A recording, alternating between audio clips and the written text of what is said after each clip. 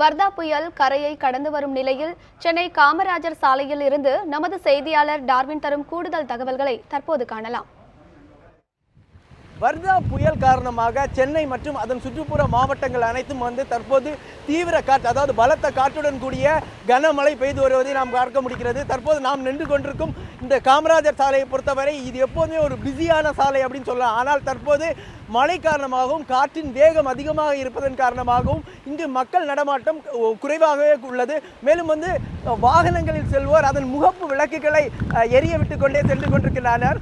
மேலும் இந்த பகுதியை பார்த்தோம்னா இந்த பகுதிக்கு அருகிலே இருக்கிற இந்த மெரினா கடற்கரையில் மழை காலங்களில் மக்கள் கூடி இந்த மலையின் அழகையும் கடலின் அழகையும் ரசிப்பது வழக்கம். ஆனால் தற்போது காற்றின் வேகம் அதிகமாக இருப்பதன் காரணத்தினாலும் கடல் சீற்றம் அதிகமாக இருப்பதன் காரணத்தினாலும் போலீசார் இப்பகுதியை தடை செய்த பகுதியாக அறிவித்து தற்போது பேரிகேட் போன்றவற்றை அமைத்து மக்களை உள்ளே விடாமல் பார்த்து கொண்டிருக்கிறார்கள். மேலும் இப்பகுதியில் பார்த்தோம்னா இருக்கிற சிறு சிறு கடைகள் அனைத்துமே பலத்த சேதமடைந்துள்ளதை நாம் பார்க்க முடிகிறது. மேலும் இந்த டிஜிபி அலுவலகத்திற்கு எதிரே இருக்கிற காவல் ஒரு உதவி மையம் அதன் கூரை பெயர்ந்து மேலும் அந்த மையமே உடைந்து விழுந்த நிலைமையை நாம் பார்க்க முடிகிறது.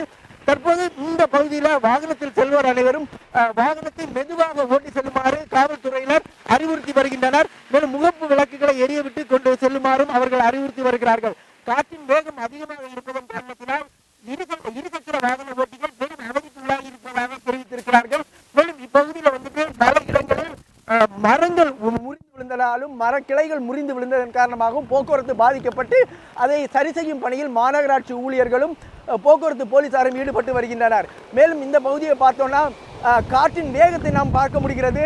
மரத்தின் கிளைகள் அனைத்தும் மிக அந்த காற்றின் வேகத்திற்கு ஈடு கொடுக்க முடியாமல் சாய்ந்து விழுவதையும் அந்த காற்றின் வேகத்தில் அது அசைவதையும் நாம் பார்க்க முடிகிறது. இந்த பகுதியில் பார்த்தோம்னா அதிகப்படியாக மக்கள் கூடும் இடம் தற்போது வெறிச்சோடி இருப்பது ஒரு அசாதாரண சூழ்நிலையை காமிக்கிறது என்றே நாம் சொல்லலாம். ஒளிப்பதிவாளர் அகிலனுடன் டார்வின் ஜியோ, நியூஸ் 7 தமிழ், சென்னை.